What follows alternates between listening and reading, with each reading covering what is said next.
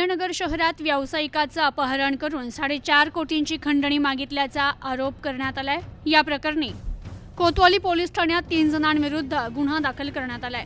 Scrap मालाच्या व्यवहारातून निर्माण झालेल्या वादाच्या पार्श्वभूमीवर येथील व्यावसायिकाचं अपहरण करून त्यांना मारहाण करत 4.5 कोटी रुपयांची खंडणी मागितल्याचा धक्कादायक प्रकार समोर आलाय। रमेश बोगा यांनी याबाबत फिर्याद दिली आहे। त्यावरून संशयित आरोपी राजबीर गजराज सिंग मल्होत्रा, जुगन राजबीर मल्होत्रा, शिवाजी थोरवे यांच्या विरुद्ध गुन्हा दाखल करण्यात आलाय। फिर्यादीनुसार 29 मे 2026 रोजी पहाटेच्या सुमारास संशयित आरोपींनी फिर्यादीस त्यांच्या राहत्या घराजवळ गाठलं। स्क्रॅप मालाचा व्यवहार न केल्याच्या रागातून संशयित आरोपींनी फिर्यादीस जबरदस्तीनं वाहनात बसवून नेल्याचा आरोप आहे।